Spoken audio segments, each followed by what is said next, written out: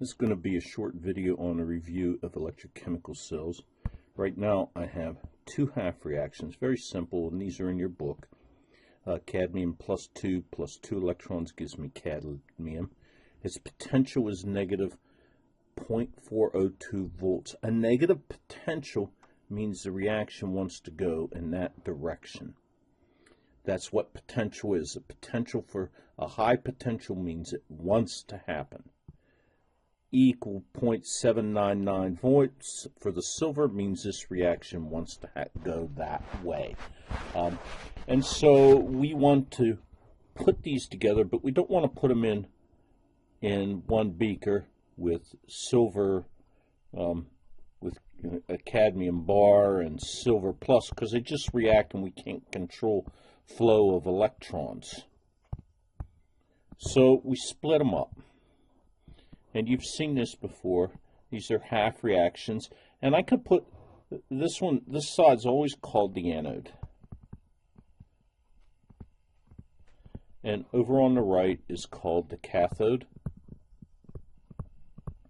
And typically, if I want a galvanic cell, which means it's spontaneous, which means it goes, the E is positive. It wants to happen. I put my silver in the cathode. So I'm on this side, I'm going to have the silver plus an electron giving me silver. And the anode, I make it go backwards.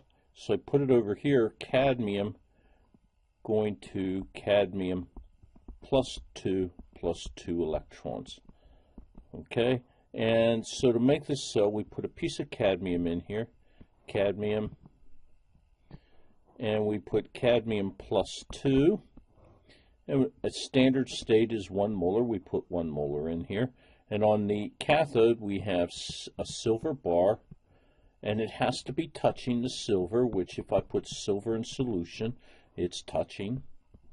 Now, that could be silver nitrate or something of that nature.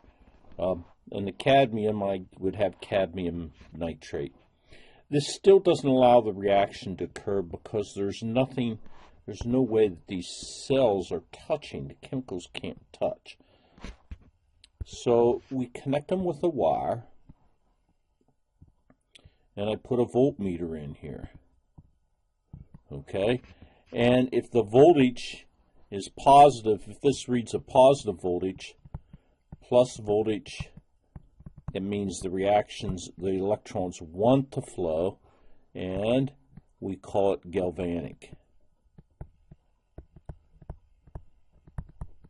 Okay? And this still will not happen unless you complete the circuit.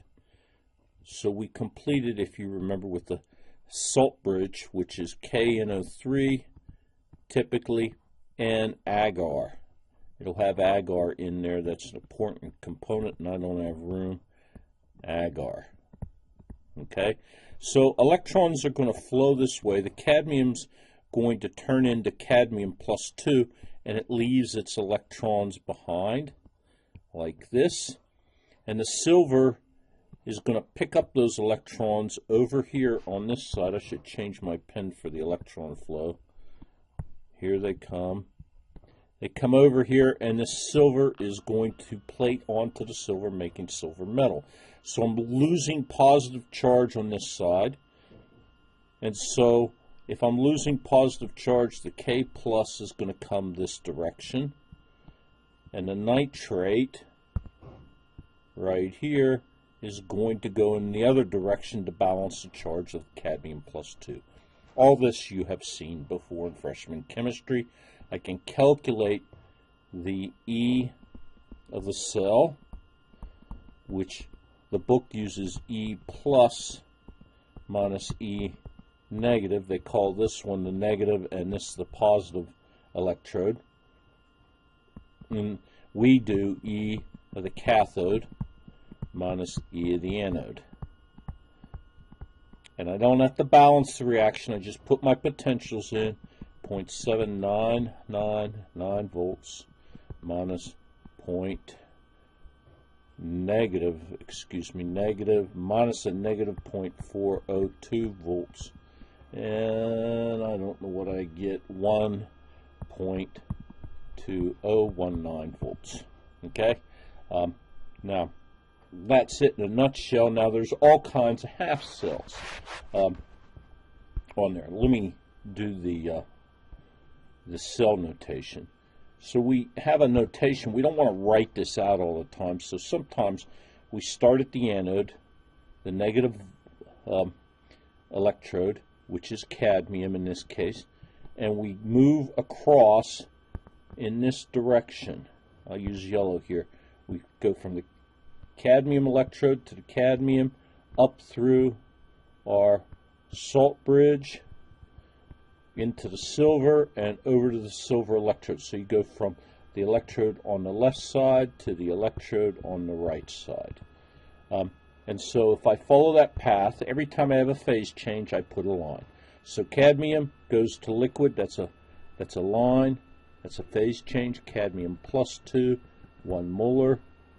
And then I have a salt bridge right here. I start there, so that's a line, and I go through the salt bridge. I come out the other side, I have another line, it's another phase change, and then I have silver plus 1 molar and silver, the final phase change. So that's the cell notation for that. Now, we can have lots of different types of cells. For example, I can have a cell that looks like this. And these can be anodes or cathodes. I can have silver. This would be a silver chloride plus an electron to give us silver. And this would have to have a coating of silver chloride on it. Silver chloride. And we'd have liquid here and in our salt bridge. I'm making them all the anode right now. It doesn't matter. I can have something that's not even a metal. I can have an electrode. I'll make this one a cathode. Doesn't matter.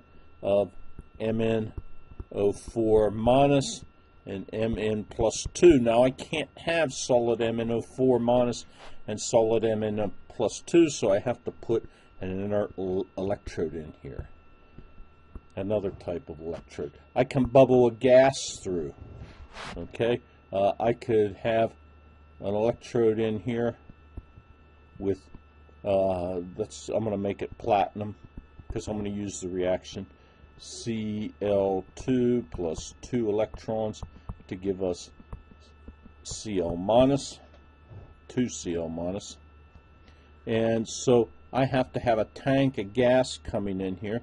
Should have made it green because it was chlorine, which is a green gas. Here's my tank of gas. And we're going to bubble it through, and so I'm going to have chlorine bubbles coming up through here. Pop, one pops out. And I'm going to have chlorine minus in solution, all 1 molar. Standard state for all these is 1 molar. So those are different types of electrodes. You can even have liquids in there. I can have a mercury electrode with the mercury pole down here, mercury liquid, and touching it with platinum, and perhaps mercury 2 plus 2 up in here. Okay, whatever you do, you got to be able to make connections. Problems come with the gases over here and the solids over here and the liquids in here. Okay, so that's enough for right now. We'll talk about these in class.